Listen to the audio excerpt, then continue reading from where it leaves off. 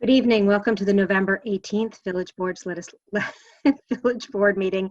This meeting is now called to order. We'll begin with the pledge. I pledge allegiance to the flag of the United States of America and to the republic for which it stands, one nation, under God, indivisible, with liberty and justice for all. Righty. So it's been a busy day for all of us, I'm sure. We are beginning with a public hearing this week, right, Martha? I have to take attendance. Okay. Yeah, I'm good at remembering the public hearing. Yeah. Trustee Fritchie? Here.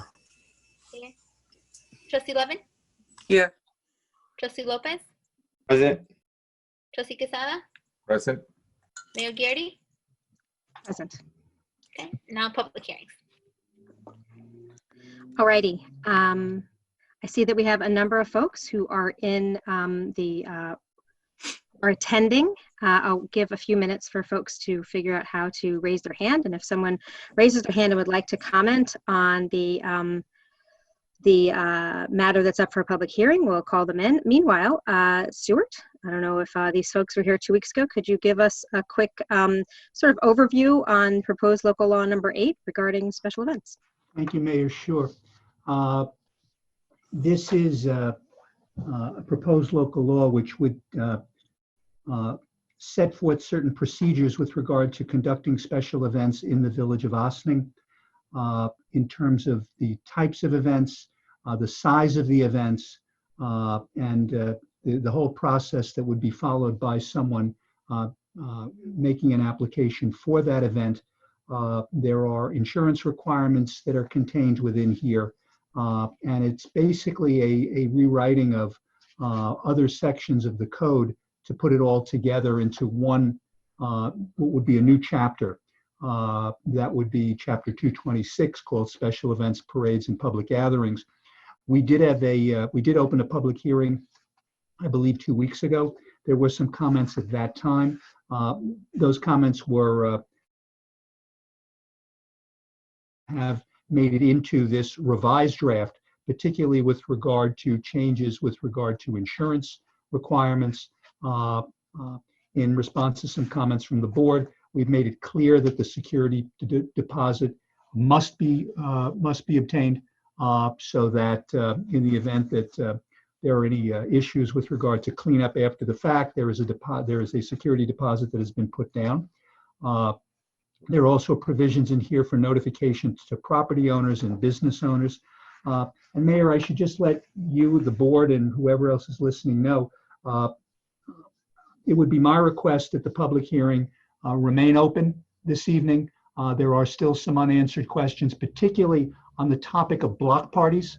There was some additional research that I gave to Bill Garrison and Jamie Hoffman today on that particular topic. It seemed like a fairly simple thing, but when you look at the municipal laws in other jurisdictions throughout the states that relate to what block parties are, and who has to agree to a block party and things like that, none of which actually appears within our code.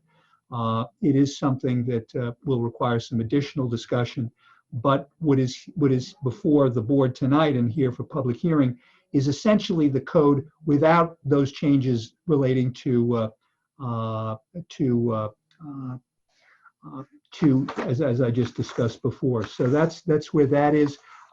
Jamie Hoffman was kind enough to send me. We did get a comment earlier today from Susie Ross with regard to some issues that she raised. So that's something that I will forward to the board so that they can be made aware of what those comments are.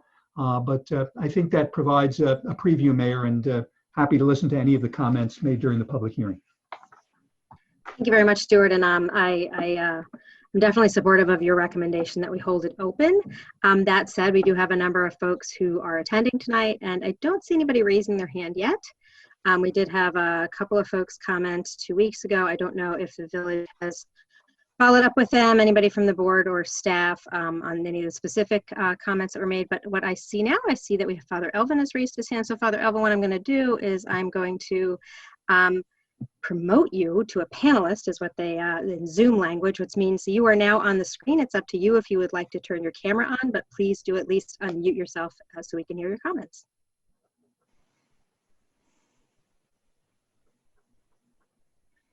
Father Elvin, it appears you've unmuted yourself. I'm not hearing you yet. Hello, hello. Yes, now we hear you. Okay. Welcome. Hello, good evening. I just had 2 questions, particularly, and looking to revise. Seems that they're still here. First one is regarding events not required, special events permits not required for the following. So I see here, I mean, of course, gatherings for religious purposes held at facilities which are approved for such purposes. And my question is, does that only involve the church itself, the inside of the church? In my case, of course, St. Anne's Church. Or does that also include our parking lot, backyard, outdoor events? And second to that, does it strictly only refer to religious events, or do fundraisers also count, notwithstanding the festival, which of course would require its own series of permits?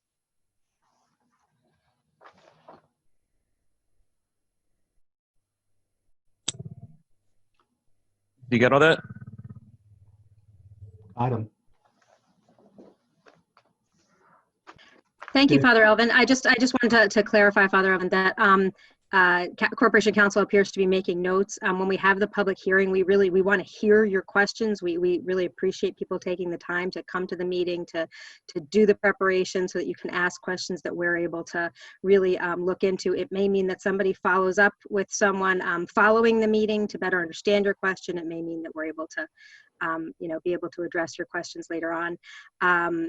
Or maybe they'll be incorporated into some of the way that this policy is implemented. So thank you very much. You may not get an answer to your question tonight is really what I'm saying. Okay. Thank you very much. No problem. There was one more because there was 2 things. Oh, please go right ahead. And the other one was also regarding the notifying property owners within, I believe it says here, like within 100 feet of the location.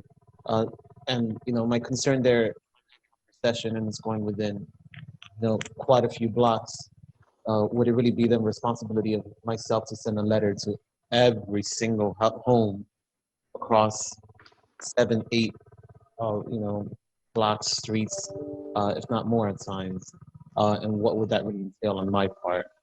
That's another one that I really want some clarification on that one. That would be it. Okay, thank you for raising that question. This is exactly the type of questions we want to understand. That's why we were waiting till we had the full proposed draft, as well as the associated fees and the policy practical guidelines, so that exactly what you're asking is what we can figure out. What would be the real impact if we move forward with this, and how might we need to amend things so that we want to put something in place that we're actually going to be able to enforce. That's been the problem in the past. There hasn't been consistency, so our goal is to put something in place that we're actually going to be able to enforce, so there's consistency and a fair playing field for everyone. I see 2 more hands raised, so thank you very much, Father Elvin. Okay, and I'm going to invite in Johnny Girolamo. You are about to be promoted to be a panelist to comment on the proposed local law. You may turn on the camera if you'd like, but please do at least unmute yourself.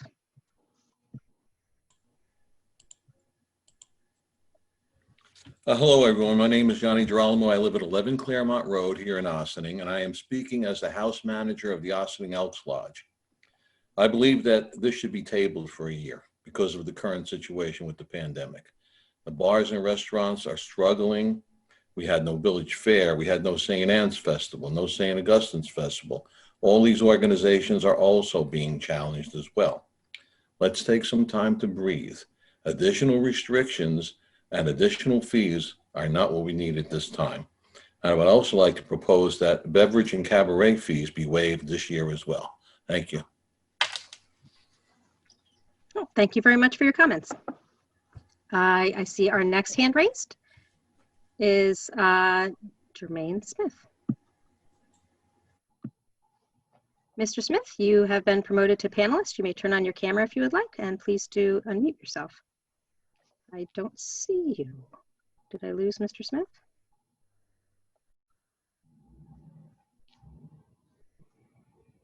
There he is.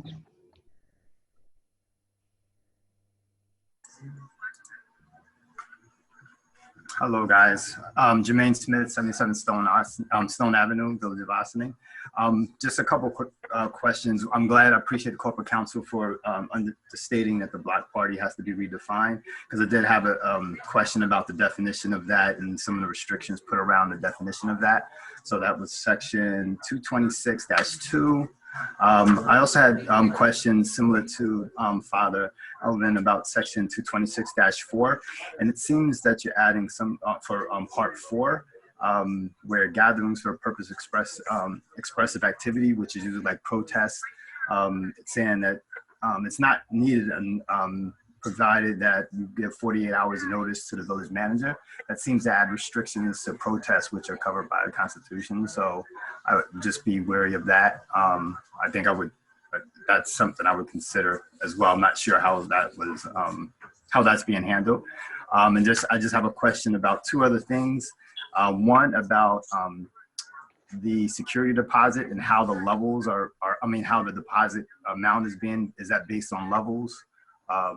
There's one question I had, and again, that's something that I know you said you may not answer tonight. And then the last one was for section 226-9, section A. There's part 4 of that. It says events with a high probability of disorderly conduct likely. Just how is that, who and how is that being determined, like prior? So I just have a couple questions about those. So that was all I had. And I would agree with the previous caller or participant to say we probably should table it, but if you do go forward, those are the questions I had. So thank you, guys. Thank you. Thank you very much. I'm not seeing anybody else raising their hand, but I'll give them another moment. If anybody else would like to comment during our public hearing, it sounds like we do plan to keep it open, and I just want to let folks know that we can also hear your comments via email. You are welcome to email the board at bot@villageofossining.org, and we'll be sure to share that with staff so that that can be included in any official public comments as a continuation of the public hearing. All right, I'm not seeing anyone else raising their hand at this time. Someone on the staff was, Jamie, are you helping me move people out of being a panelist? Because I don't want to. Yes. Okay. Okay. Sorry. Thank you.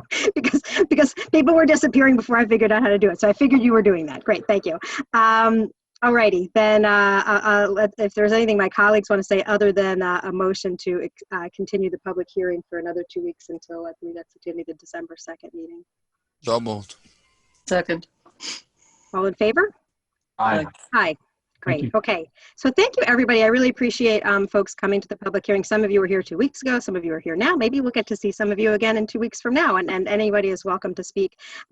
We now have a number of items to hear and vote on after our public announcements or reports from staff and board, but I did want to let folks know, attendees, if you are interested in sitting through the meeting, at the end, there will be an opportunity for people to make for public visitor recognition, and you can comment on anything of general interest to the village. And before we get to our resolutions, there'll be an opportunity if people want to comment on the resolutions tonight. And we do have a couple of interesting ones. We're gonna be voting on a local law tonight, so about regarding wetlands, something we've been working on a long time. So with that, I would, Stuart, this is something you look like you're about to say something. We have one more public hearing on the budget.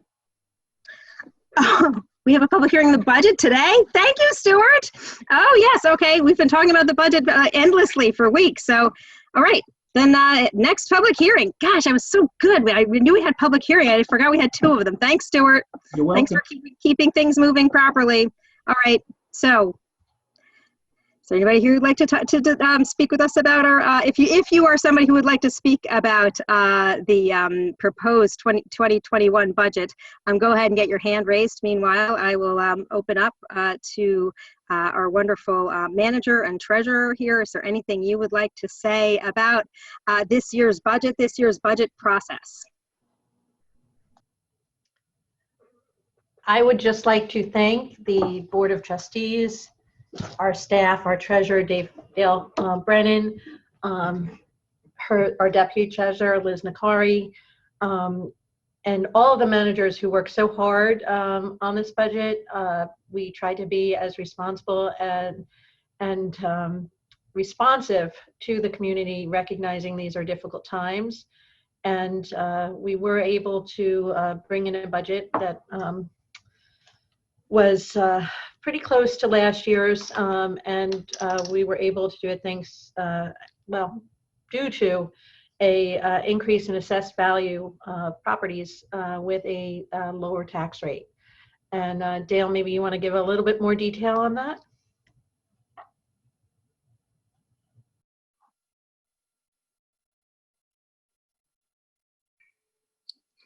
Good evening, Mayor. And thank you, Village Manager Karen, Tori. Everybody absolutely worked hard to make sure we were addressing not only the needs of the community and the needs of the department, but also trying to project forward to anticipate where there might be shortfalls in the coming year due to reduced revenue and reduced activity. So definitely a big thank you for everybody for really taking everything into account and working to make sure we have a good solid budget going forward into 2021. And a big thank you to Mayor Victoria Garrity. I'm so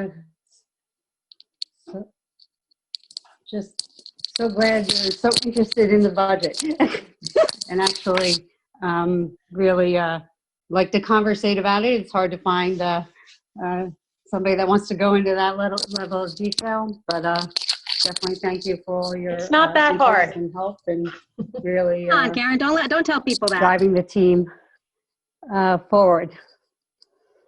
Well, Dale, I want to thank you very much. I think it's very hard. There's more and more to learn every year, and I'm so grateful to Dale and her team for being such good teachers. I learned more again this year and developed a deeper appreciation for really how much opportunity we have in the village to be able to have these really these budgets that we're not cutting services. We're still providing great services and opportunities to support our community, which is especially important when so many families are hurting, and we still have all these great programs and just a terrific support and infrastructure investment. And we're lowering our tax rate. We have a really high effective tax rate in Ossining, and it's not obviously due just to the village, because actually we've held our tax rate steady for the last 4 years. We've had a 0% increase, but we're actually bringing it down, and that helps keep our community affordable for everyone. If you're a tenant, it means your rent's not going to go up so much. If you're paying your property taxes for your own property, then that means you're going to be able to feel that that real decrease in your tax rate going down. Even if your property is going up a little bit, we're helping to mitigate. Your property assessed value is going up, and you're planning to stay here for a while. You're not selling it, so you still have to pay your taxes. We're helping soften that blow, which is just so important in this year, especially. So thanks Dale, thanks Karen, thanks to all my colleagues this year and all the years past who worked so hard to take advantage of the budget season every year to learn about our community, how things are running with each of our departments, and how our departments do such a terrific job at staying in budget, delivering on what we put in the budget each year, and helping us to understand so many important things that are happening in the village. I always say it's my favorite season of the year, and this is the best one ever. So thanks for helping me go out on a high note. Does anybody else want to comment on the budget? I don't see any hands raised in the community. I don't know why people don't want to talk about it, but you're welcome to if you'd like. All right. So then should we have a motion to close the public hearing on the proposed 2021 village budget? So moved. Second. All in favor? Aye. Aye. Aye. All right. And so the next time we meet in this forum, it will be 2 weeks. It'll be December 2nd, and we will be voting on the adopted budget. And Dale, I know there's like one more number that you're going to lock in for us that'll tell us exactly what our new tax rate will be. But besides that, we know it's going to be about 3.25% reduction from this year, which is just fantastic. So thank you very much for that. I'm excited to vote on that budget in 2 weeks. All right, are there any more public hearings I'm forgetting about, or can we move on to mayors and trustees announcements? Okay, all right, now I'm going to look here at my agenda for the rest of the night and not think that I know what I'm talking about. All right, so mayors and trustees announcements. There's been so much going on. I'm going to let all my colleagues speak first. They may talk about some of the things on my list, because I know Rika and I have spent a fair amount of time in virtual rooms together this week. So Rika, why don't you kick us off? Okay, I'm going to start with upsetting news and move on to better news. And the upsetting news for me is first thing in the morning when I read my inboxes with lots of media posts is the rise in COVID. Worldwide, the US, here locally in our region in Westchester and close to home, I'm trying to impress around everyone that I meet, including everyone and anyone listening to this, that we've got to really wear masks. We cannot have large gatherings or attend large gatherings. There are so many family gatherings that normally happen in the month of end of November with Thanksgiving, the biggest family travel holiday in the US. And of course, there's then Christmas, and of course, followed by New Year's. College kids who are home or coming home. It goes on and on and on, taking care of our parents, taking care of our kids. I'm sort of screaming at the rooftops of Ossining to please, please, please do as much as you can. If you see somebody without a mask that you know, please encourage people to wear them. If you see things that are going on and you want to call the village manager or the chief of police and ask questions about whether large gatherings or a gathering should be going on, please ask your questions. Feel free to do so. Call, email the BOT if you have questions. Mostly really trying to encourage anybody listening and people in our community and beyond our community. Many of us are going to work. We come across lots of people to be as careful as you can and take this pandemic seriously. I think I read an article today that we are nearing 250,000 deaths, and that we are really at a point where it is double the amount of the people killed in World War I. I mean, seriously larger than a war, what is going on here. And it's just so silent that I'm not sure we're all feeling and seeing it. So encouraging everyone to be careful. On the lighter side, if you will, the mayor and I and the supervisor and a bunch of people attended a Cure 100 meeting. I think the name is sort of interesting. It's actually yet another acronym I'm going to have to memorize, God help me. It's all about the environment, environment causes. We've talked about this when Susie Ross was with us, I'm going to say 2 weeks ago, but I can't remember the exact time frame, about how to really measure environmental impact that we have via the carbon footprint and in our homes, and a wonderful program, an app that was developed by our neighbors in Croton, volunteers who put things together and now have an app on how you can manage to study the emissions that you as a family, as a community member, whatever, emit in your homes, etc., businesses, I guess, buildings. More to come on that. But the exciting part is that Ossining became one of the member communities of this group. Croton is there, a community, and I think, Victoria, you're going to correct me if I'm wrong, but I think it's from Bangalore in India, through some contacts, has joined. So this is sort of picking up speed. And I did say it there, I've said it before, Croton is beating us right now with innovation, but I'm planning to make us the most green community, or at least village of our size in the country, within our, not county, but country, because I think we have the capacity to do that. And there was also discussion that I've not heard a lot about, but was mentioned which is environmental justice, which I have read about, but don't really hear people talk about it very much. So I was very excited that this is up top of mind to some of the folks in the room. So I'm ending on this super optimistic note, living in the Hudson Valley, of the importance of the river, the environment, and how we take care of each other. And that's going to be my 2 bullet points for tonight. So thank you.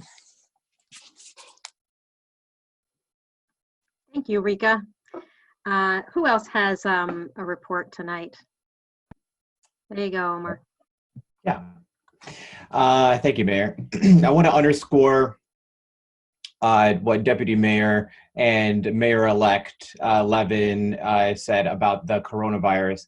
So 3 weeks ago, when I sat before you, we had 20 active cases. A week later, we had 47. A week after that, 87. And a week after that, today, 147. It's nearly doubling every week. And so the message is pretty simple. Wear a mask, maintain social distance. And we know that with the colder weather and with the holidays, as Rika said, and everything else, it's tough. People are wanting to spend more time inside together in groups. And that's how this virus gets from one person to the other. It's not going to crawl underneath your door. It's not going to be stuck on the mail. It only gets transmitted when one person is near another. This is the ultimate exercise in personal responsibility. No one can make you do it. No one can make anyone else do it. There's not enough police or county police or state police or health officials or anyone else that can make anyone else wear a mask and maintain social distance. It's up to you. And unfortunately, given the fact that we've been here for, let's put a time frame on it, the last 4 weeks, saying wear a mask, keep your distance, and the numbers continue to go up. Perhaps there are some number of people, a non-zero number, that are heeding that advice, but my sense is it's not a critical mass. So what I ask of you is this: as you think about anyone within the sound of my voice, as you think about what your Thanksgiving looks like, because that's what's coming up next. We'll deal with Christmas when it comes, or Hanukkah, or Kwanzaa, or you know, whatever you celebrate at the end of December, or nothing. But when Thanksgiving comes up now, please be mindful about what you do. Take personal responsibility. That's all I ask. Okay. Next, the comprehensive plan. So we have the working committee that met last night with our friends from BFJ Planning. And we had a huddle where it became pretty clear that we wanted to spend more time on public engagement.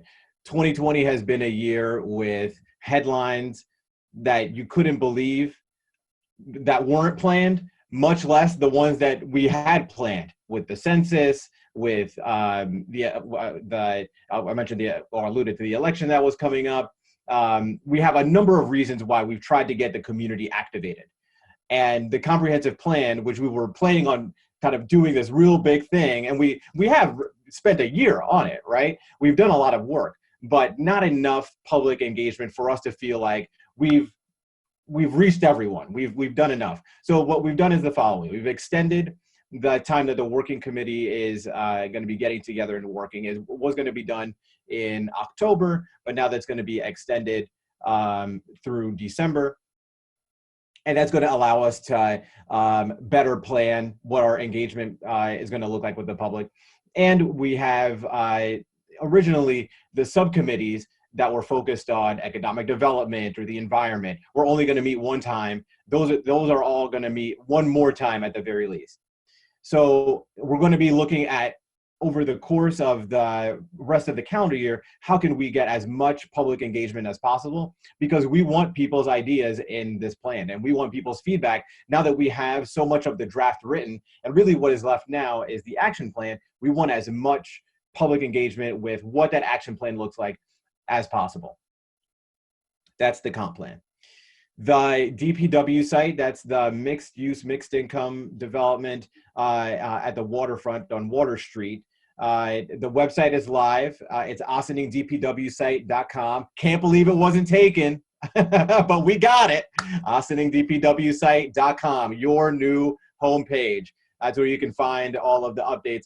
And you can find, we already have right now a video of the public engagement event that we had at the waterfront at the DPW site. And that turned out to be just part one. It's a series. It was a hit. People loved it. They said, we want more. You ask, we deliver. And so we're going to be having a series of video. It's going to be all through Zoom, socially distanced, public engagement on the DPW site. And it will be focused on specific topics. The schools, the traffic, the Sing Sing Kill walkway, the brownfield cleanup, so many topics. There'll be so many. And they'll be part of a series. And you'll be able to watch them all. And they'll be all posted on the website. How exciting. DPW site. The Police Reform and Reinvention Collaborative. You shouldn't have put me on so many working committees, Mayor. That's your fault. So my announcements are so long. I'm a busy man. So we're going to be meeting on Friday with Matrix Consulting Group. And that's going to be the first meeting that we're having as a working committee with Matrix Consulting Group.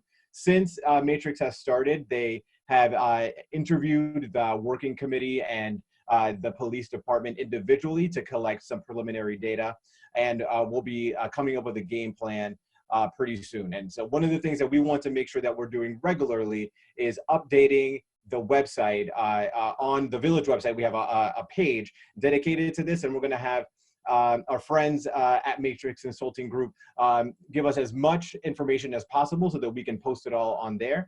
It'll also be available on our social media and all those other channels as usual, but that's the one-stop shop if you're curious about where things are with the PRRC, an acronym no one has used until now.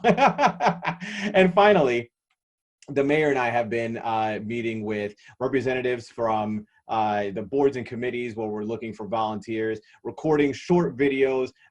Thank you, Maddie, for your support with those. And we're going to be publishing those very, very soon. The mayor has done 90% of them, if not more. And so I've done my piece, but you've done more than your share, and you deserve the recognition. Thank you, Mayor. And so those are coming out soon. Thanks for your help, Mayor, with those, and once again, Maddie. And so if you're interested in a board or committee, take a look at those videos so you can see what it's all about. And that's all I have.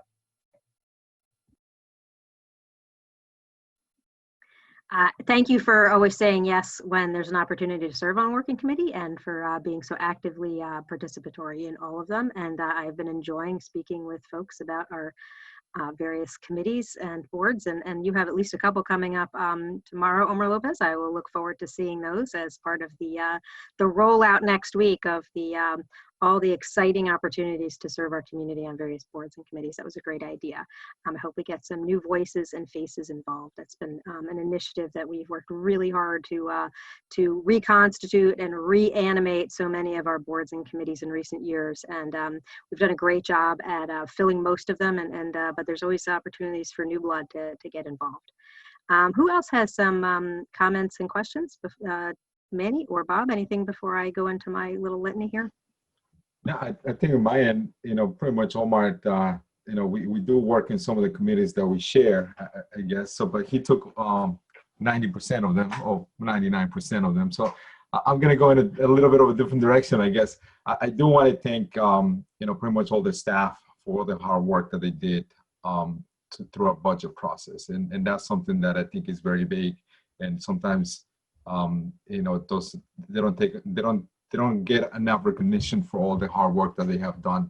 Like I mentioned before, it was very hard for me to find different ways to save on our budget, because everybody pretty much did more than beyond, and the stuff that they were very productive in finding ways to save money for us, for the village of Ossining. So I want to thank everyone for that. I actually had a very interesting meeting this morning as part of the comp plan, in a way, it was like an external meeting with Jaime and Pat as well. And I do want to thank both of them for a lot of the hard work that they do.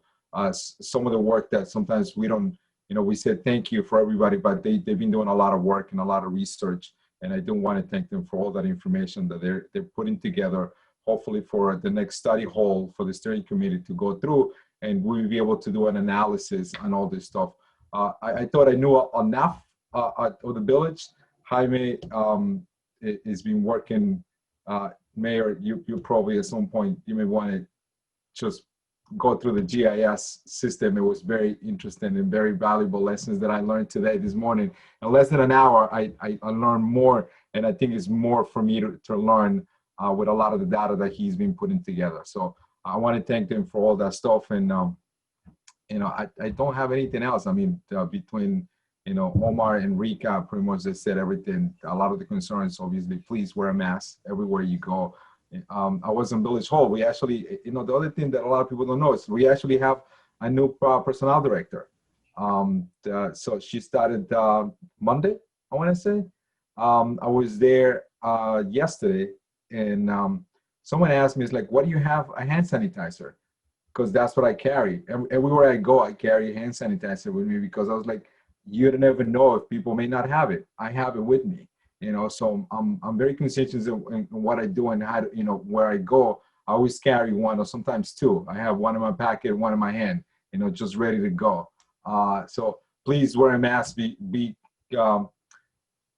protective of everybody, your surroundings. Please ask them to wear a mask. It's very important for us, and especially in this cold weather that is coming up. And that's all. That's all I have. Thank you. Thank you, Manny. Bob? You want to add something? Yep. Yeah. I believe Manny was referring to the Economic Development Subcommittee that we sat in this morning. Maybe not. Maybe not. But no. That was a different meeting. I had a meeting before that meeting. Oh, okay. Meetings all day. I hear you. So it was very interesting to hear their ideas and their concerns. I basically just sat on the side and listened, but it's very informative. And again, a good job by all. Simon Cates pretty much led the meeting, and it was a really informative meeting. And I think they're doing great work. As far as doing great work, Dale, another phenomenal job. This is my first official budget to sit through. I sat through last year's, and I was just always amazed how a question was asked, and within seconds you had your finger on the answer. So very impressive. Glad we have you and all of our staff for doing a great job. And that's really all I have tonight, because everybody else pretty much covered everything else. Great, thanks. Well, I'll second, third, or fourth the how awesome Dale is at being able to provide us with insights about everything to do with the budget. And yeah, she does have an amazing ability to answer just so many questions so quickly. Either she has it memorized or she can find the answer. And she's a real treasure for us. And she is aptly named. And also welcome to Paula, who is our new personnel director. She did just start this week. And as I was mentioning, I was speaking to Paula earlier today, Jaime, and I said that she should talk to you, because Jaime started the week that the world shut down in March. So I actually have been in person. I've met Jaime the week that he started briefly, because we passed each other in the lobby, but many of us have not even got to meet him in person. I guess we did. We went on a couple of walks together. So we've had a few walk and talks for comp planning and things of that sort.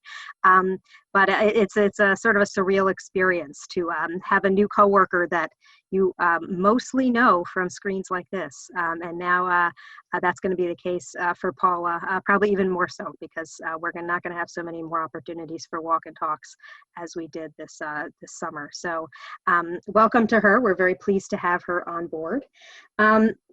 And yes, Rika, I'm glad you mentioned the Cure 100 event. Ossining 100 is our chapter of the Cure 100 event. I was delighted that we are one of the charter members of Cure 100, and it is, as Rika said, an international organization. There are only 4 charter chapters, and we are one of 4, and one of them is in India, and the others are Croton and Yorktown. So it was pretty exciting, and not only that, but they're giving us a little grant money to be able to use to do some outreach and communication, so that we can really have some. And I'm excited to be able to bring that online tool to people, to really empower people to understand their carbon footprint, so that people can then take advantage of some of the programs, including one that's coming here to Ossining, which is the Energy Smart Homes initiative that we're working with Sustainable Westchester on. So I'm very excited about that. That was one of the upbeat things of the week. I love Trustee Lopez's idea to do the boards and committee videos. Thanks for that idea, and thank you so much, Maddie, for putting everything together as if it were just nothing at all. You're so great at organizing and coordinating all of us. And I know you and Jamie will do a great job putting together the videos and getting those out to people. So hopefully we can get some exciting new participants. Regarding Manny's comment about you couldn't find any money to save in the budget. Yeah, usually we tell people, like, no, let's cut the fat here, or let's not move forward with that. We really didn't have any of that. There was a little bit of money that Dale was able to bring to our attention that we could find in savings, but it had more to do with numbers changing from the time that they had been originally proposed and included in the proposed budget.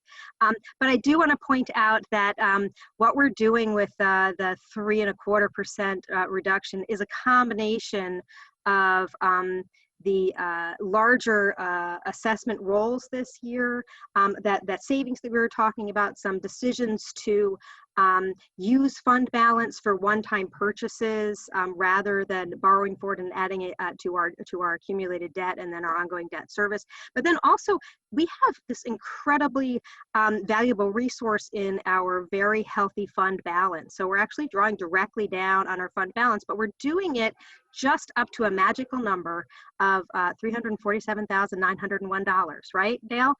Which is the maximum amount of money that New York State will allow us to carry over to next year. So who knows what's going to happen next year? You never know when something crazy will happen to the whole world economy.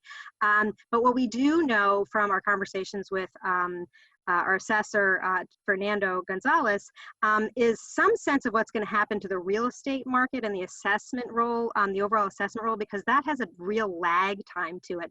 For example, our assessment role that we're seeing right now that's blown up has pretty much nothing to do with the value of your house today. Although fortunately house values have been really strong, but there's such a lag time. The assessment role that is impacting our budget that we are going to be passing in 2 weeks is based on what the value of properties were in Ossining from summer 2018 through summer 2019. So this is based on what was the value of your home July 2019, like, well before COVID even hit. So the good news about that is we already know what happened in the market since that time, and Fernando was telling us that his industry is optimistic that, or depending, well, optimistic or not, is anticipating that there will continue to be a very robust, shall we say, overall assessed value for the village for the next couple of years, and that means that that the tax rate itself is probably not going to see a major increase, and maybe it'll even see a decrease again. So we're really, really fortunate in the village of Ossining that we have this healthy fund balance that we can draw from, and that is really due to some excellent budgeting, conservative budgeting over the years, conservative decision-making over the years, and excellent management of budgets throughout the year by all the department heads. So thank you to everyone for that. And then I did want to just sort of offer some insights into, everybody's talked about, sort of the elephant in the room, but that we are actually talking about, which is COVID. And we have had very troubling numbers across the whole country, but you know, where we focus is in Ossining. We focus in Ossining because that's where our responsibility is to do everything we can to help slow the spread here in our community. But obviously we work with partners throughout our community, and we are in active communication with the county government representatives, officials, as well as with state officials to figure out, first of all, we know that the state is monitoring not just us, but the whole, all the communities around New York, but then also what sort of resources can be brought to our community to help slow the spread. And so we're looking to see what sort of resources we can bring, perhaps with more testing opportunities, perhaps with more PPE, and obviously with continued and expanded communication.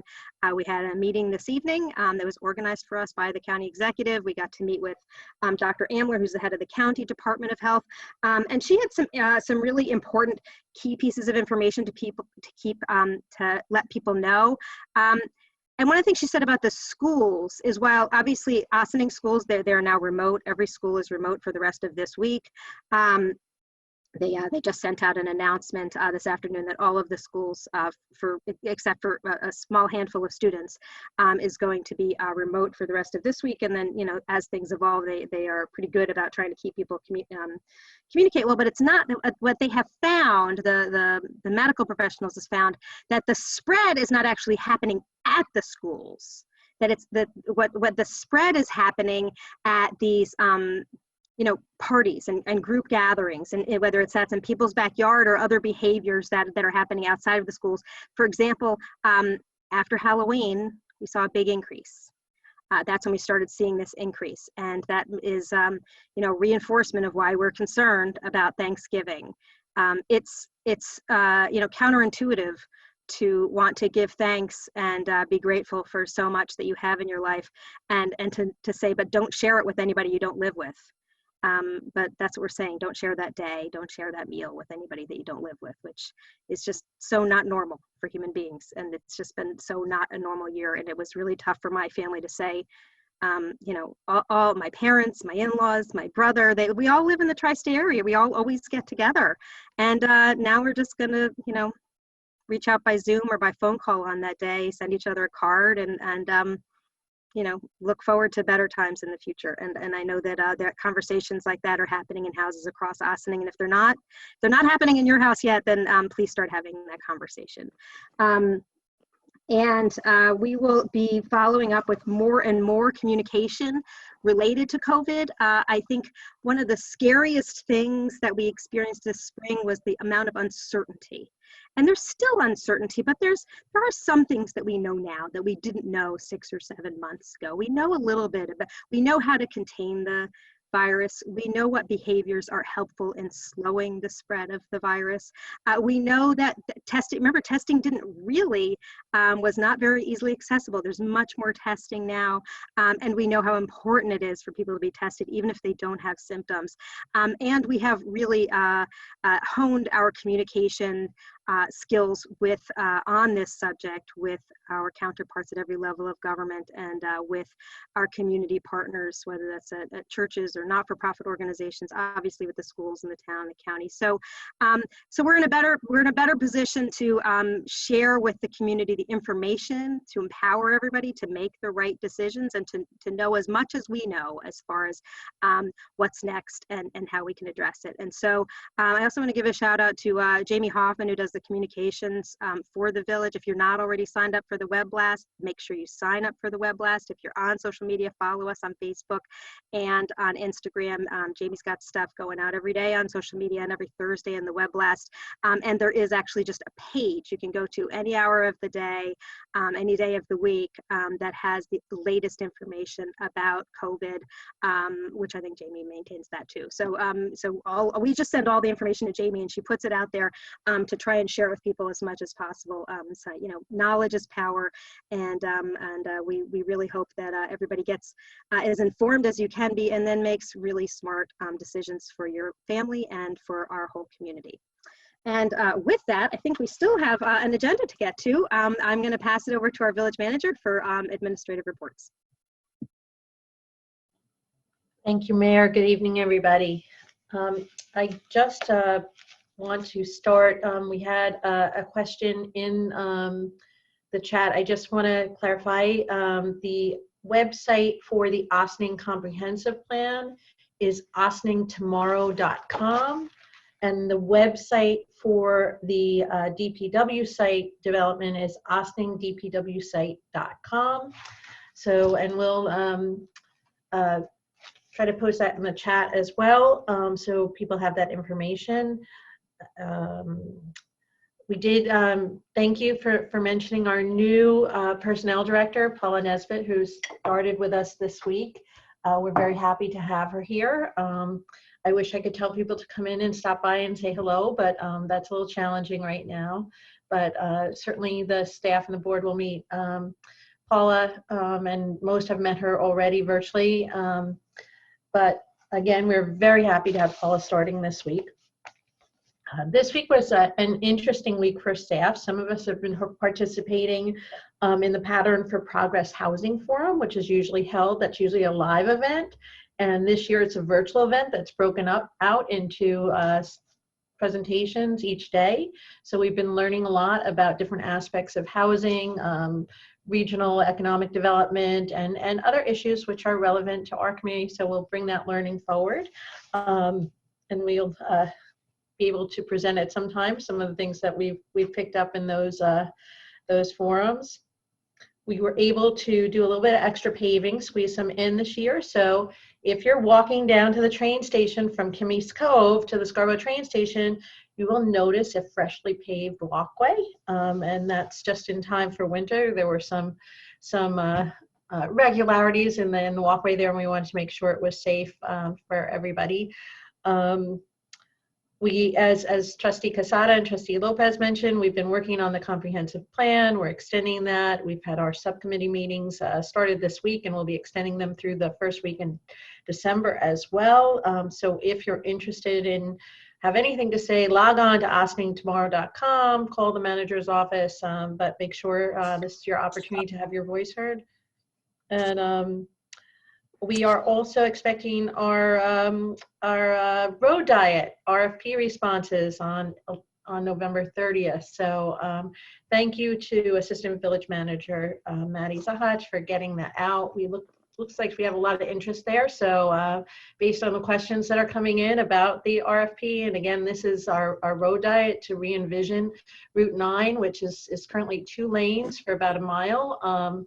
Right here in the heart of the village. And one of the things we want to do is see how we can re-envision that to improve parking, transportation, connectivity from Main Street. And it's part of our overall planning process, which involves the comprehensive plan, our parking and transportation and mobility study, and our road diet study. So hopefully when we get all these elements together, really in a good place to go forward with confidence, knowing that we're addressing most of the challenging issues that we have in terms of planning and facilitating a more walkable, more livable, more vibrant community. So that is my announcements for tonight.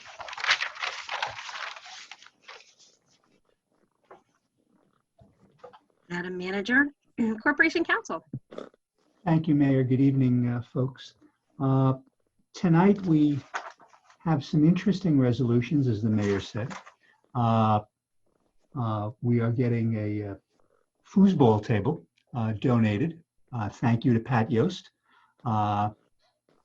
And we are going to ask the board to authorize the village manager to sign an agreement with Triad Group. Triad does a very important function for us, which is essentially work as our administrator on our workers' compensation programs, for which we are self-insured.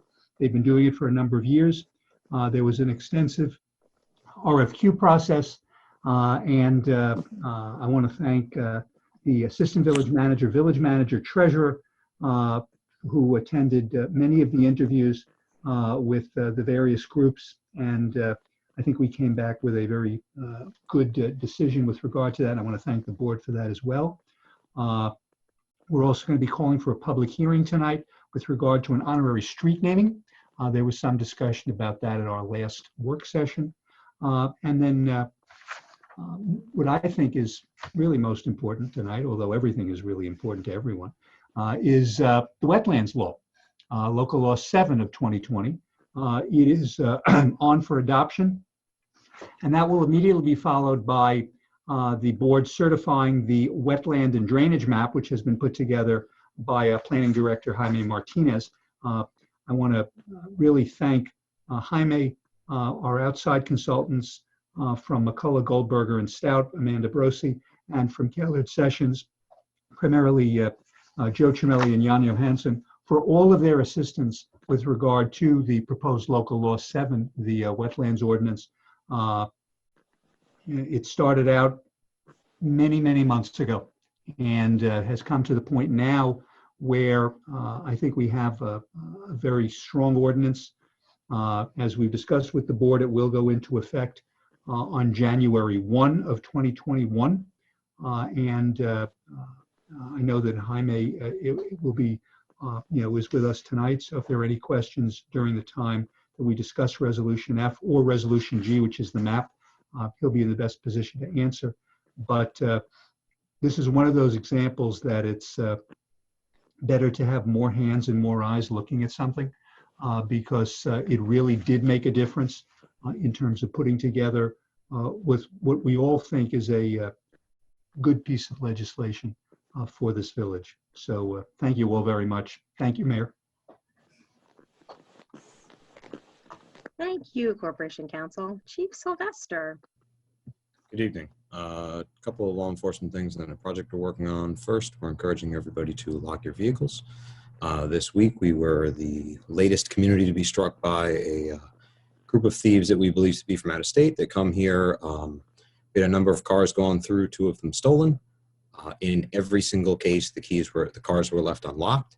And in the cases of stolen vehicles, the keys were left inside those vehicles. Typically, we find that people are leaving the keys inside those vehicles as a convenience to themselves with push-to-start ignitions. This is your warning that if you leave your keys in your car is going to get stolen. So it's something that's going on over Westchester all over all summer, predominantly on the I-95 corridor. Westchester County has had a task force working on it, made up of police departments from all over the county. We've sort of flown under the radar here in Ossining, but this week was our turn. So lock your car doors, take your valuables out, and look out for your neighbors.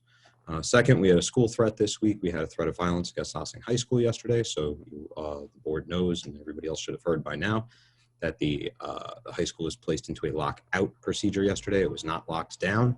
The good news is there were no students in school yesterday, so that made things quite easy. Good working relationship with Dr. Sanchez and his team there, so we're able to square that away very quickly, but the investigation is continuing. We're hoping to close that one out.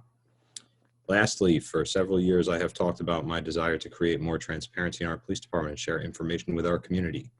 I have looked for ways to share data, and over the summer we heard from residents who felt that they should have more information about what the reality of law enforcement is in our community. To that end, we've been working with John Jay College of Criminal Justice to attempt to create a data collaborative program, a study that would reveal some of our data here in the police department.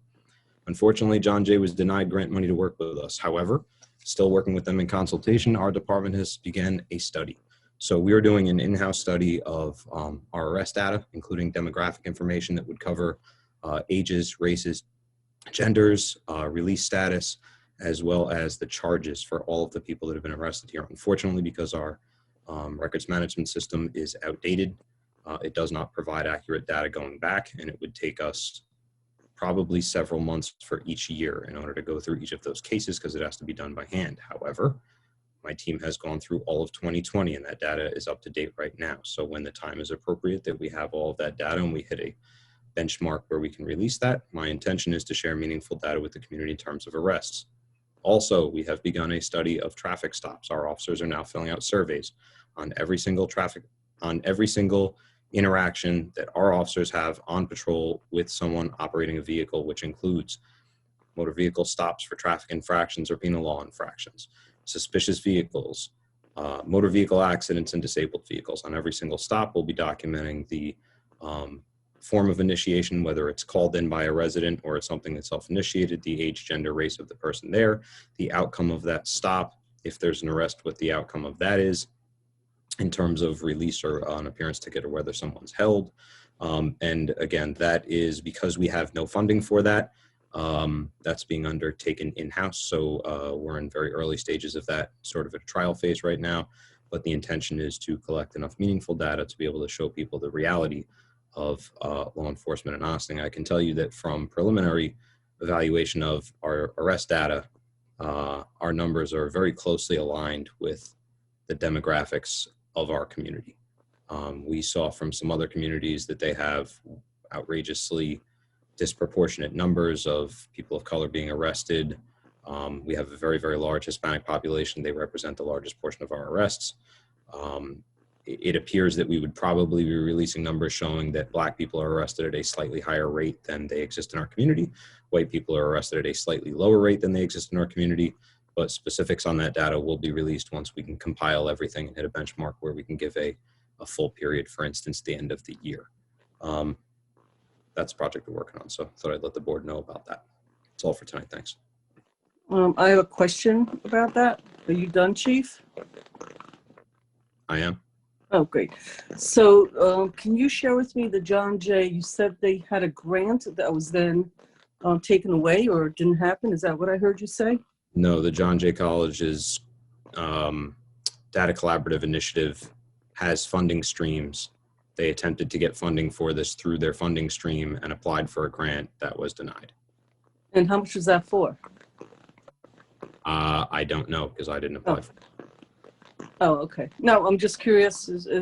I don't think it was in the budgets, but I'm just curious if it's worth for us to.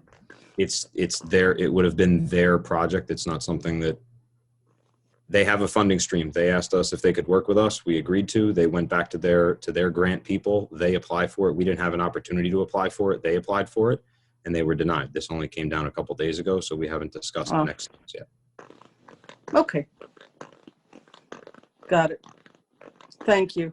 Rika, were you suggesting that sounds like a really valuable initiative, especially in this moment while we're doing. I was suggesting we could be the grantor. Yeah, I didn't want to go back and forth on it. Depends on how many digits we're talking about here for grant funding and research, but that does seem like something that I think the board would really be interested in supporting in whatever way we could. Well, I'll go back to the researchers and let them know that there's a possibility. I'll see what kind of a ballpark, who knows what that might look like, but we might be able to do something. Okay. Great. Thanks, Chief. And Mayor, if the chief is done, I sort of lost, got disconnected, and I wanted to add something to the report, which is when we talked about Thanksgiving, we're talking about people through the pandemic not gathering with their family, but it does occur to me that there may be people out there who count on their families to have their meals. And I do want to let people know, certainly they can contact me directly through the Village 11 at villageofossining.org. But if you are in need of a meal, do not hesitate to call village manager, mayor, deputy mayor, any of the people here, chief of police.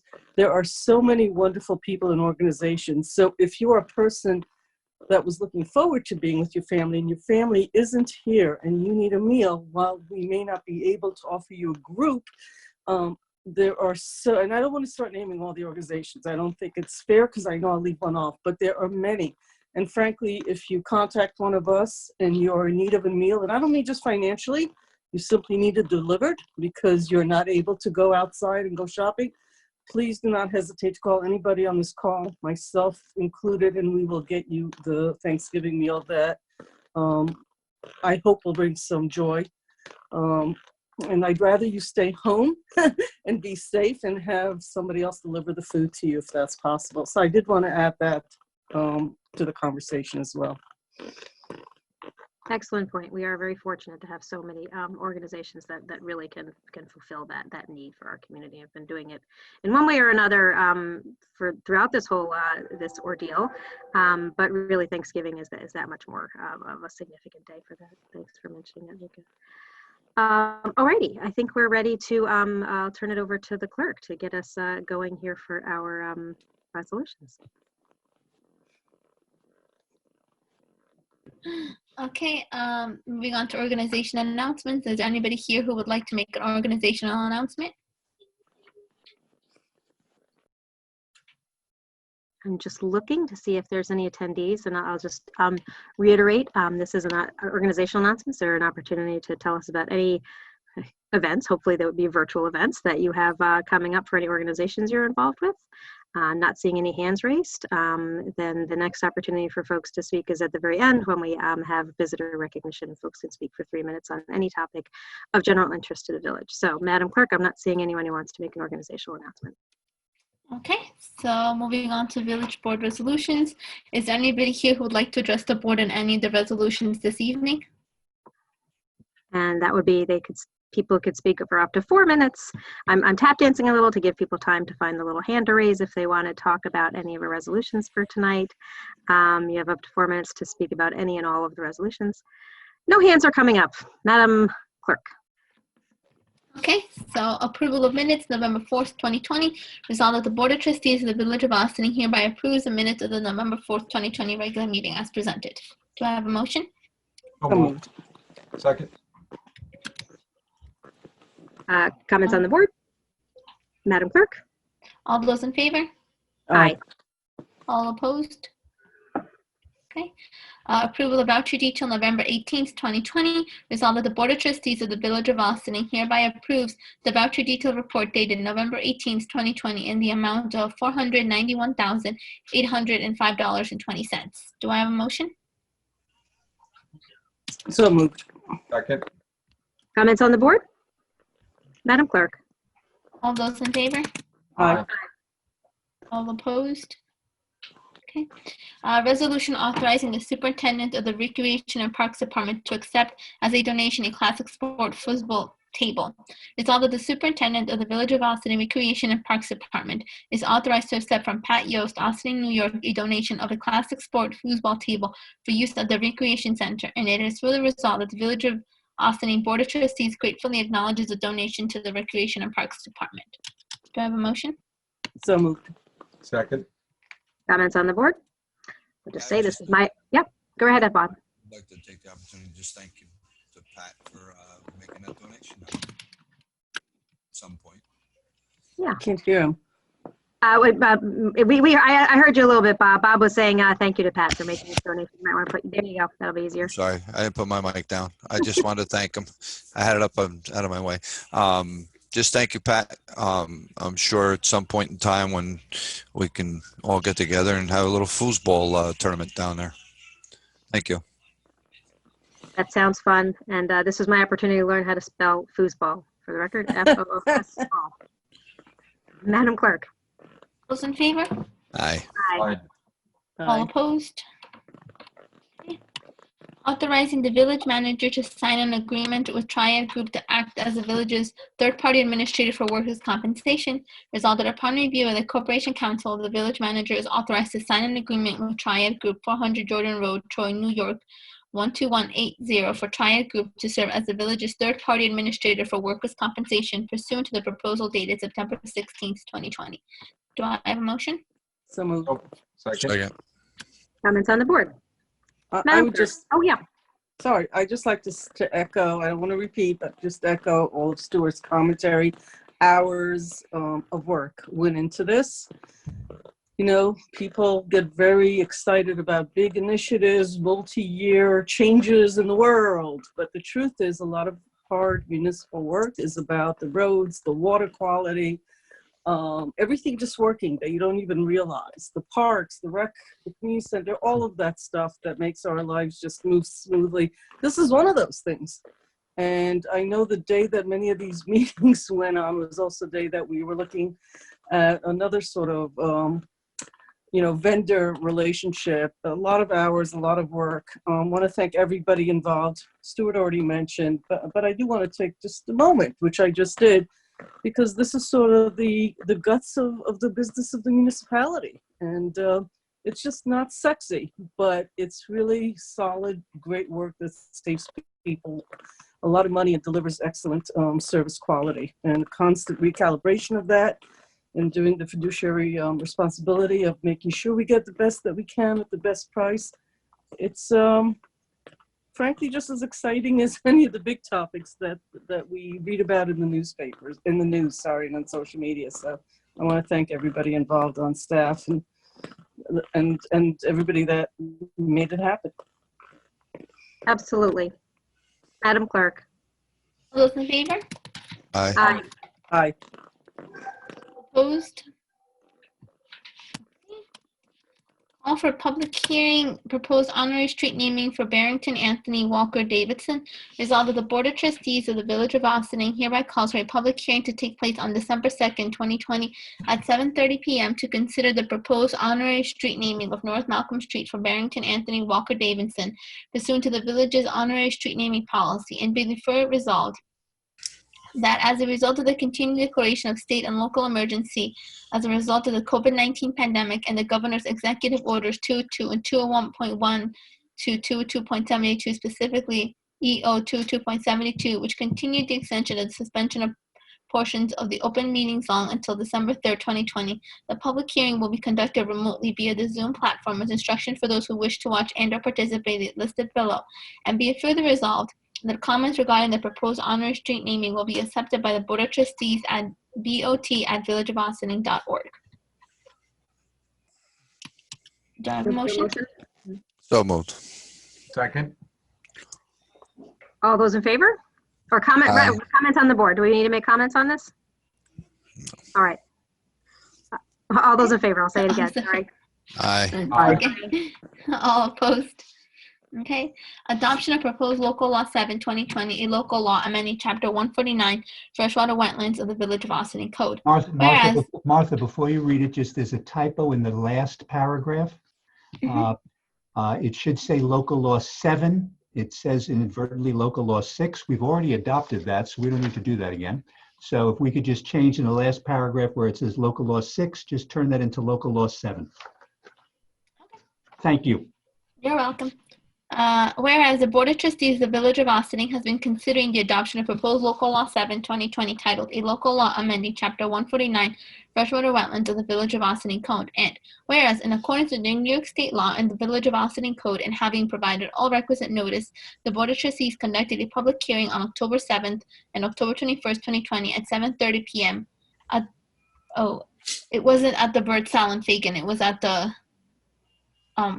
Joseph J. Caputo Community Center.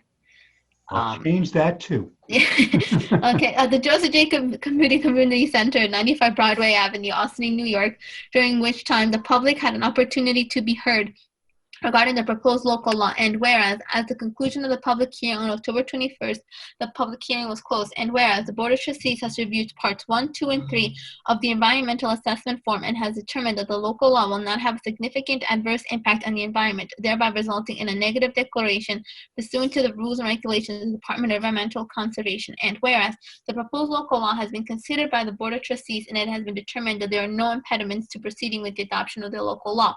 Now therefore be it resolved that the Board of Trustees of the Village of Ossining hereby adopts proposed local law 7/2020 as local law 7/2020 and directs that said local law be filed and or distributed in accordance with applicable law, and that the local law shall be effective January 1st, 2021.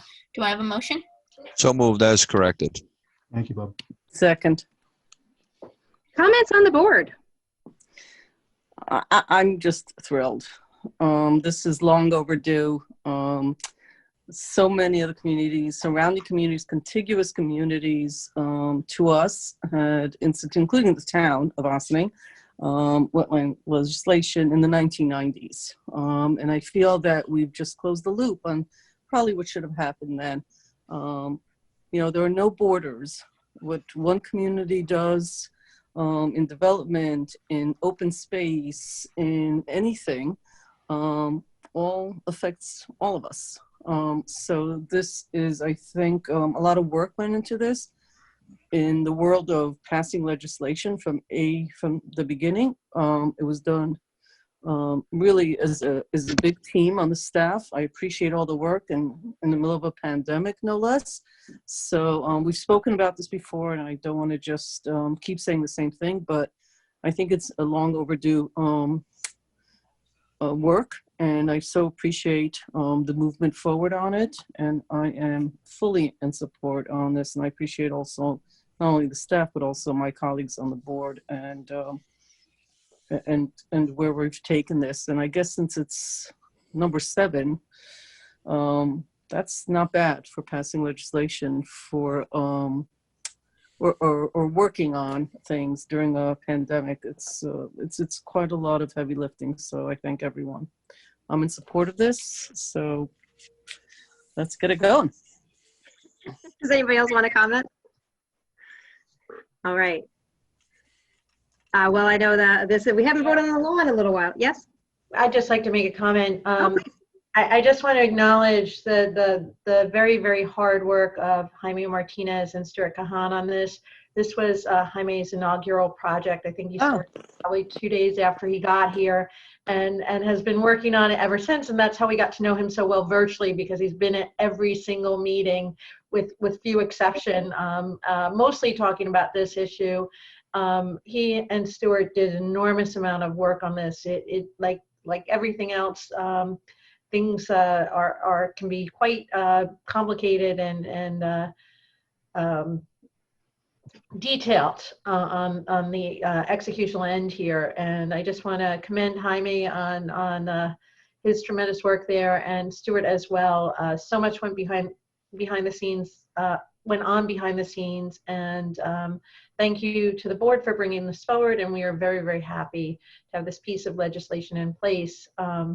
But I couldn't let it go by without acknowledging the tremendous efforts of Jaime and Stuart on this. So.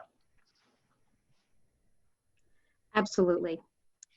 Thank you for that, Karen. I also had an opportunity today. We were talking about those interviews with the boards and committee representatives. I got a chance to talk to Erica from the EAC, and they're very excited to see this moving forward. They were encouraging of us to undertake it, and were really offered some valuable feedback throughout the process. So it was definitely a group effort, with the heaviest lift being, of course, by Jaime and Stuart. So we're grateful to be able to move it forward. Any other comments from folks?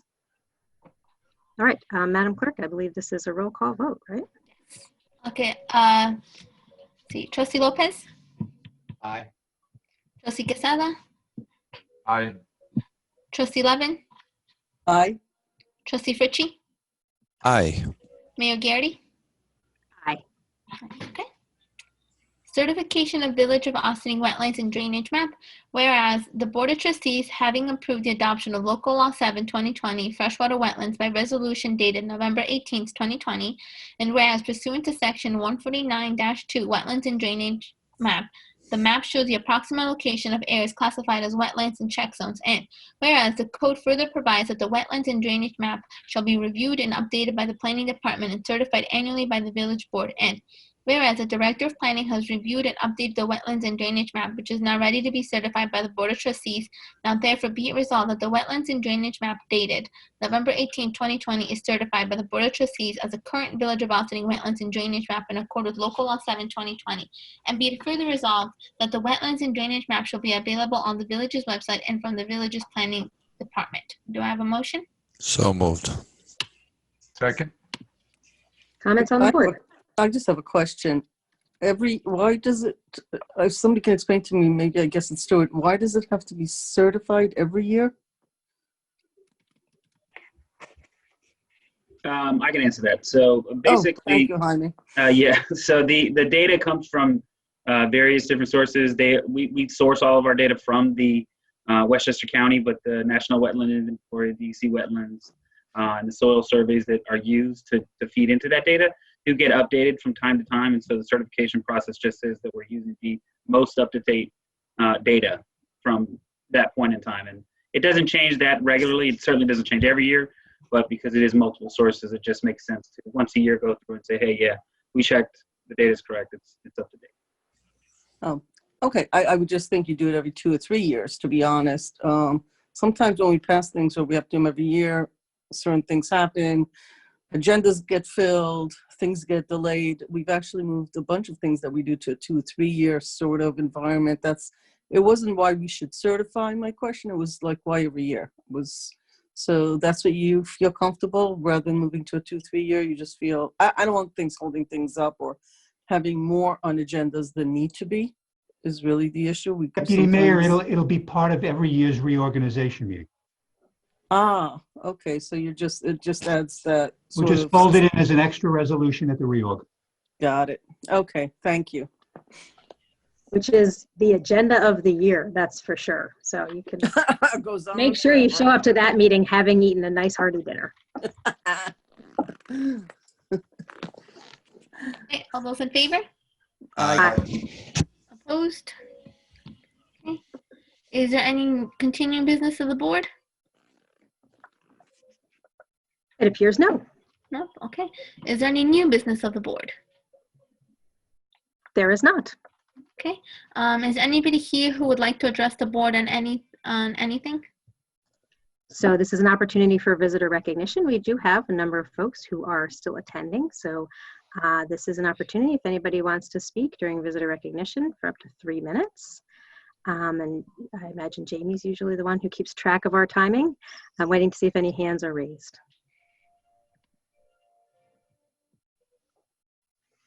Okay. I'm going to move Mr. Smith here to promote you to be a panelist. And just as you did before, if you'd like to turn your camera on, you're welcome to, and certainly do unmute yourself so we can hear your comment. As soon as you arrive, you're in transition.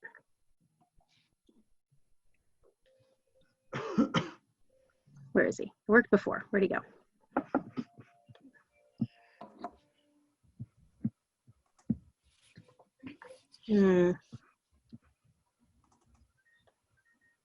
Jamie, do you know what I did?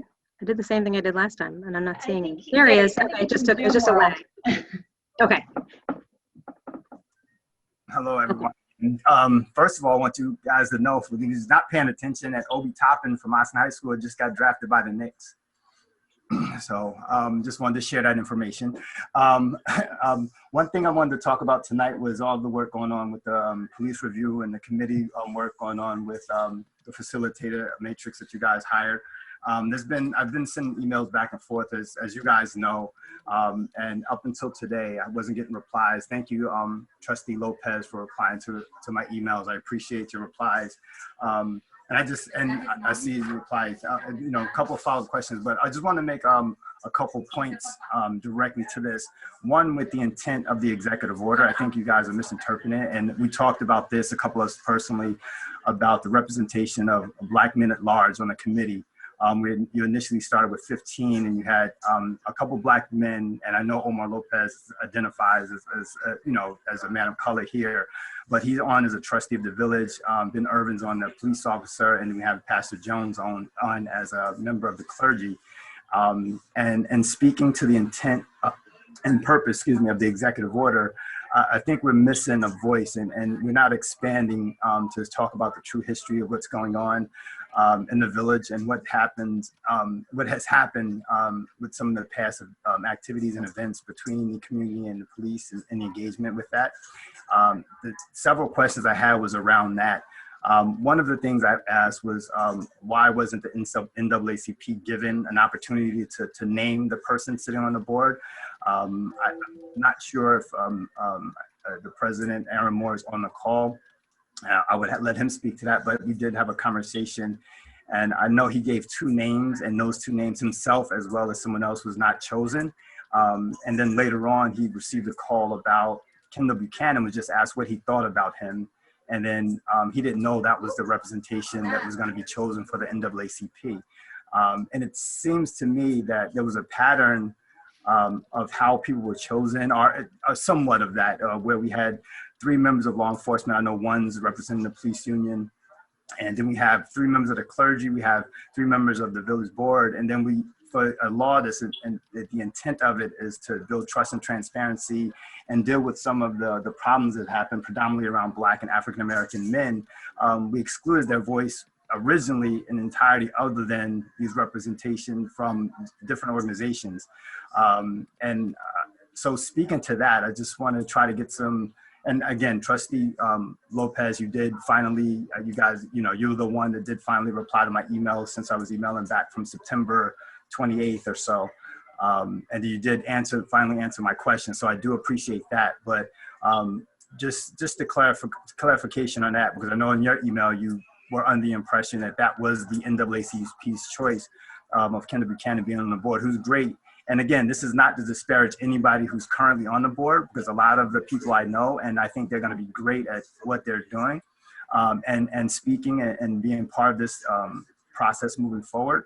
But I do think we're excluding the voice of Black and African-American men from the community at large that primarily deal with the police departments and have a history here and can speak to some of the issues that have gone on here in the village.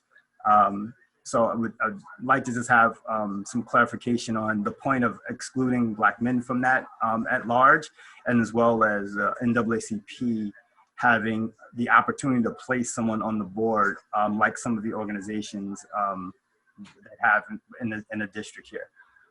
Thank you, guys. Thank you, Mr. Smith, for your comments. And I'll just, there are occasions when we do respond to questions or things that are asserted during public recognition, but it's not generally a time for back and forth. So I'll leave it there. And if anybody wants to respond directly, they're certainly welcome to. I see that Aaron, I'm guessing that might be Aaron Moore, who has raised his hand. I'm going to promote him to panelist. And when he arrives, he is welcome to turn on his camera if you'd like, but certainly please unmute yourself, Aaron. And if we don't see you, then please identify yourself, for sure. Okay, it's Aaron. First of all, I want to let Jermaine know that I am here. He was somewhat like we can't tell. And to be quite frank about it, I'm in agreement with his statements. I probably have a couple other things to say, but I'm going to let wait and see if there's any response to what he has already spoken about.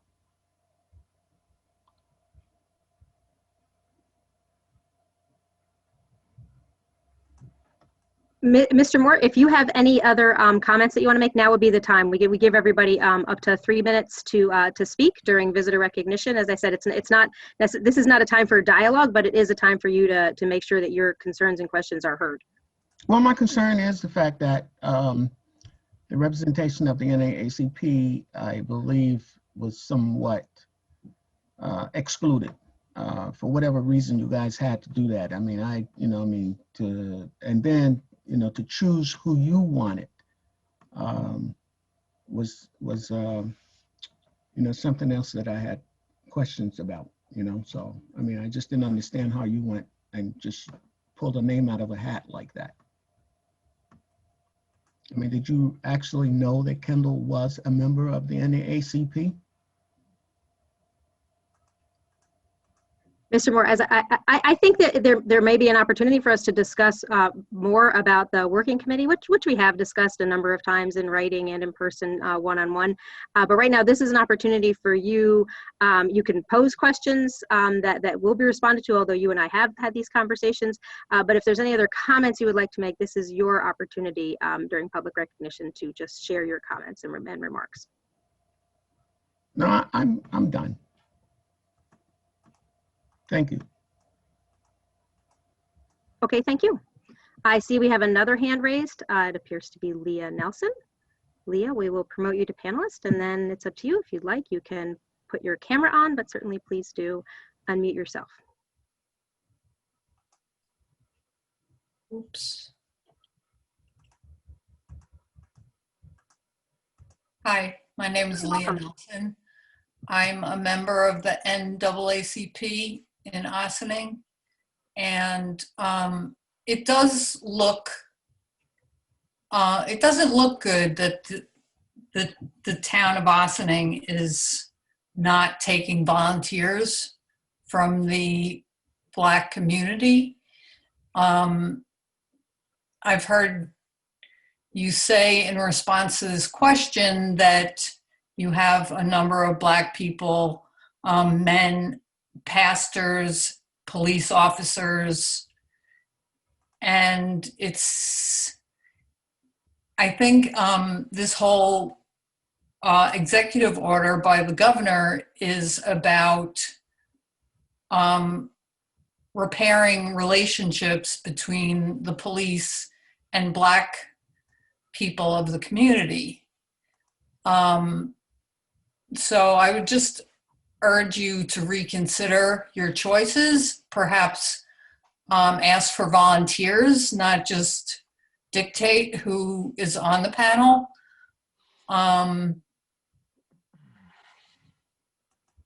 Thank you for allowing me to speak. thank you for joining us.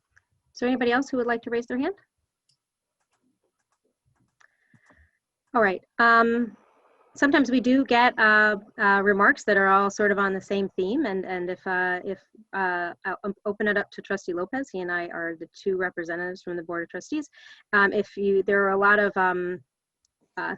assertions made tonight, and I think it might be appropriate for us to just provide some clarification on who actually is the makeup of the working committee, and you've provided some updates over the course of the evening as far as where we are and what has been going on, and what we can anticipate for next steps for community engagement. But Trustee Lopez, since you were the one who responded to the latest set of emails that were referenced tonight, would you like to make any comments about the working committee and where we are? Thank you, Mayor. I take seriously the questions and thoughts from the community. This is difficult work, and so I have responded to Mr. Smith specifically, line by line. So he does have responses to all of his questions.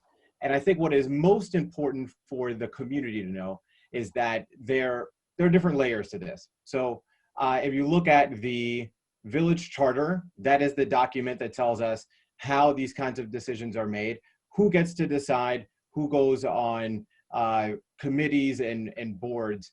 And by and far, they are mayoral appointments. And so by our charter, the mayor got to choose. And the mayor did so with the partnership and advice of people on the board, people from the community, but ultimately it is her choice. The reality is that there are many different ways to slice who should participate in this kind of group. One of the things that I'm heartened by is that there was such an outpouring of support from the community after the events of particularly George Floyd, but we saw Breonna Taylor and a lot of different, unfortunately, issues that happened this summer. And there was a lot of energy around what should we do about this. And so that is where, in many ways, this plan came, the collaborative plan. So the reason that I bring all of this up is because when you have the governor of New York State say who should participate in a group like this, New York State is very large. And it includes New York City, which is very racially diverse. And it includes Waterford, New York, which is not. It's somewhere, it's near Canada. It's not, it's small, it's not very diverse. And so to have an executive order that encompasses all of those different municipalities, it has to be broad enough and flexible enough to meet the needs of the community itself. Taking seriously the reality that a lot of this effort is coming in response to the kinds of incidents we saw over the summer, which were overwhelmingly with Black people, Black men specifically, there's also a recognition that we want to make this an effort that is reflective of the community in which we live. So I can say that if you talk to representatives from many different groups, there's a desire to have more of them on the committee, with 50% of Ossining identifying as Latino or Latina or Latinx. There's an argument they should make up 50% of this group, with Black or African American folks in our community having a long history in the community. There's an argument that they should make up a larger percentage of this group, and so forth and so on. With other identity groups, LGBTQIA, with documentation status, et cetera, et cetera. The reality is that this is but one piece of a much larger effort, so that the working committee, and trust me, the reason that the mayor and I are recording videos trying to get people to be on these committees, not this working committee specifically, but all of the different committees, is because the work that they do is important, but also it's tough. You have to show up to meetings. You have to read documents. You have to do work.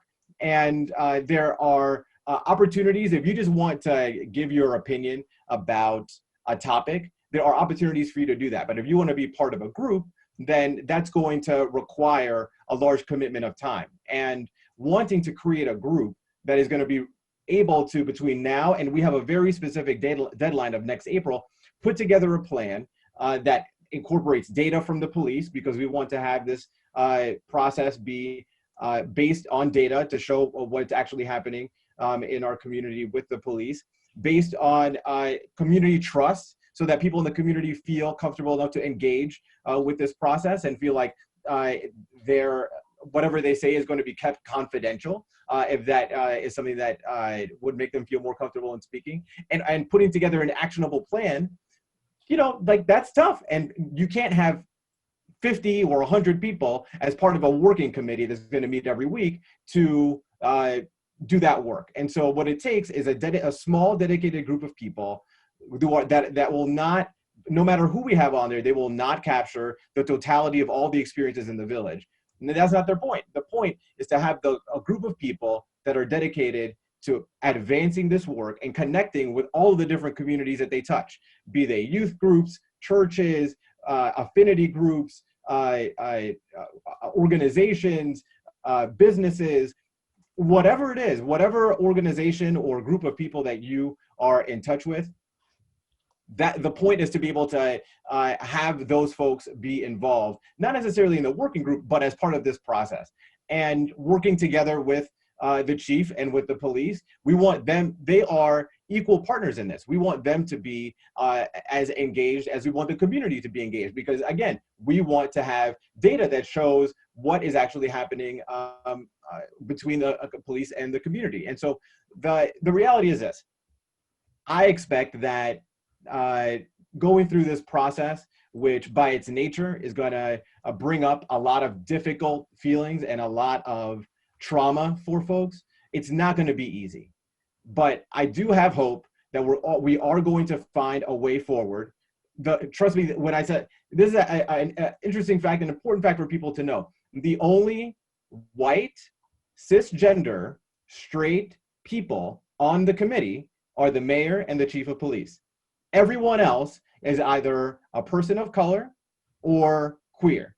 Okay, so to say that the group is not attempting to, at the very least, be representative of voices of color, and Black voices especially, I would argue would just not be accurate. But again, the point is not to have those 15 people represent everyone's perspective. It's simply to advance the work so that we're able to get as many perspectives as possible.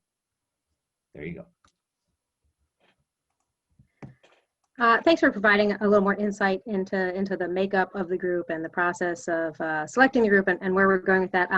I will just add, there is one more white cisgendered member in our more recent editions. Mary Pat, from the who has been a public defender and worked in our courts for many years, and we recently added her insights to the group.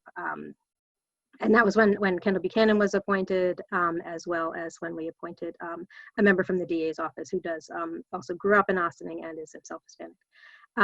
And so thank you very much for that. And I will just say, there, as you said, there is no one way to select a group. This group was selected. We had actually a number of people who expressed interest in the group, and making this decision of who was appointed was a conversation that we all had. And thank you to everybody who has raised their hand to participate in the working committee. They're really doing great work, and it's a really thoughtful group of people.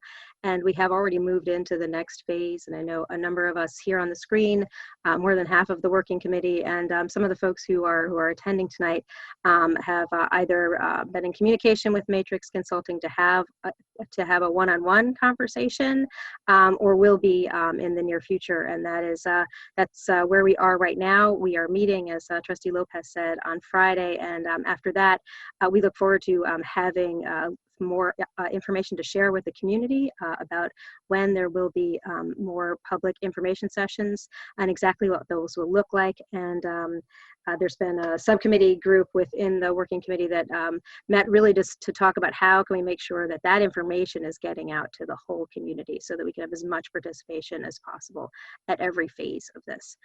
So thanks very much, folks, for your comments. Thank you, Trustee Lopez, for commenting further. Is there anybody else on the board who wanted to say anything before we I do. adjourn to exec? Go ahead, Rika. I just wanted clarity for the public, which is, and we've stated this before, there are 5 trustees on the board. We stay in constant communication with one another. The fact that one person returns the email, just so the public understands, it's usually signed by the trustee or the mayor on behalf of the board and includes the board, because there is conversation in order to get many things done. We sort of try to assign 1 or 2 trustees, depending on the initiative, to represent us and to stay in touch with the rest of the board. So the whole board is involved in this initiative. The whole board gets updated on it. It would seem more efficient for one person to answer emails, but it's done on behalf of everyone. And we do that as often as we can. So I appreciate both the mayor and Trustee Lopez. I don't have anything to add to the content, but from a public point of view, all of the board is involved in this initiative and has had discussions and is also reaching out to people that we all know as their public representatives to work that colleagues do on this, and look forward as we move with getting more done. All right. So with that, if there's nothing more, we need a motion to adjourn to Mayor, somebody put in the question that somebody else wanted to speak. executive session for matters of public safety and real property. Mayor, there was somebody in the Q&A that said that somebody else wanted to speak. I'm not sure if they still wanted to speak or no. Oh, I don't see it. Yes. Well, in visitor recognition, folks get 1 opportunity to speak for 3 minutes, and the person who's raising their hand already did. Already did. Okay, just wanted to double check. But there is a question here from Leah Nelson regarding executive order concerned predominantly with African Americans.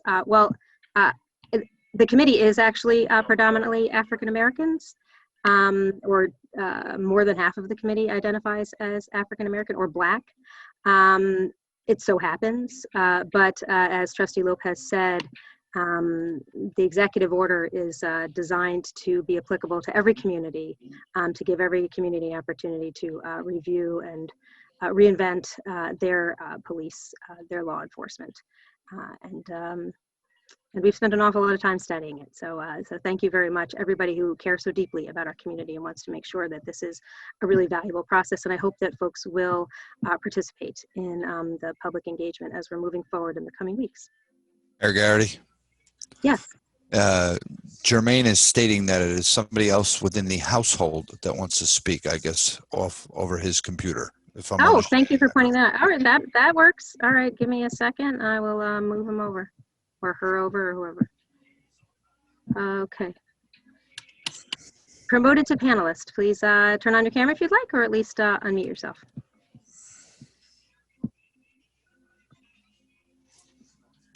We've not had that happen yet. This is the fascinating evolution of our life in the Zoom world. Well, I read deeper into the questions and answers, and I said, "Oh, it's not having somebody else." Thanks, Bob. Hello. Welcome. Hi, Patty. I'm not Jermaine. Thank you. Welcome, Patty. Thank you. I do have some questions or some comments to say. I know that there's been a lot of back and forth with the executive orders, but I also have some comments about that. The dispute is not the lack of diversity. There is a lot of diversity, but the executive order is specifically to represent Black men. That's the problem. That's the issue. It doesn't matter that 50% of the population is Hispanic. we're not talking about an issue that directly affects the Hispanic community. So that to me doesn't make sense, and that's what I'm disputing.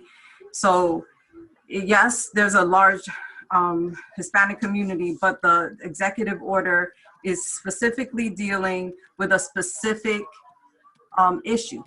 And to not have Black men represented in that, and yes, we're not saying again that there's none, but we're not saying that there is enough. And so that is something that I disagree with. And you say that, and it just seems like it's just a done deal. You're listening, but you're not, there's no change gonna happen. And really what it seems like to me is politics as usual. There's no transparency. You want people to be engaged and you want the community to be involved. Me personally, I'm a resident Hispanic of this community. I was born in Sleepy Hollow. I don't get engaged because it's politics as usual. And I don't like that. You know, I don't feel like the community, I don't feel like it's fair. And yes, I work and I do a lot of things for the community, but I don't believe the reality of all it sounds politically correct. It sounds like it was done right, but there was not a lot of community engagement. And for everybody that's on the committee, they're already on other committees. I just heard Omar Lopez said earlier that he's in a lot of committees. Well, you know what? If you're in a lot of committees, why? When there's so many other people looking to be in the committee, it doesn't make sense to me. And so, again, it's very frustrating because we do have people that are willing to be in the committee. I have seen behind the scenes, and I haven't said anything of these processes, and I don't think that it's fair, and I don't think that it's correct, and I think it's politics as usual. The mayor can appoint whoever the mayor wants to appoint, but it's the same people on the board. It's always the same faces. And then once the decision is made, then we get to have an input. Okay, we'll listen to Patty. This is what she has to say. Thank you very much. And nothing else will happen. And it's not only in this committee, but I've seen it throughout multiple years in going to rec advisory board meetings and going to town meetings. It sounds very good what you guys said. And if anybody is listening and not seeing the multiple emails and not seeing the reach, everything that other people that do in the community and that are engaged, but don't end up in these committees, don't end up in the table. You could have a committee, but you guys are making the decisions. And at the end of the day, you're gonna, I'm gonna say this and nothing's gonna change. You've already made your decision, but I wanted to reflect that I don't think that it was a fair process. And I don't think that it really addresses the people that need the help. Thank you for your time. Thank you for your remarks.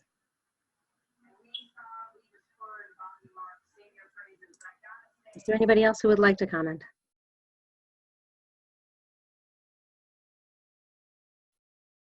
All right.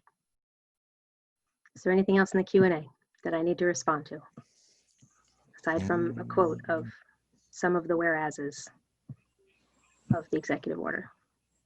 That doesn't need a response. All right. Once again, does anybody need to comment? Otherwise, we're going to make a motion to go into executive session. All right. Can I get a motion for executive session for matters related to public safety and real property? So moved. Second. All in favor? Aye. Aye. With that, I say thank you very much. We will not be meeting next week, as has become our tradition. We take off Thanksgiving Eve.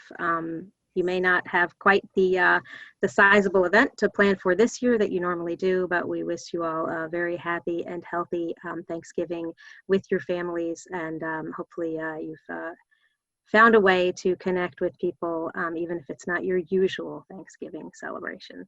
I do not look forward to seeing those really, really long tables with dozens and dozens of family members sharing lots and lots of pies and turkeys. Instead, I look forward to seeing really tiny little family gatherings, but hopefully filled with as much love and gratitude as we have each year.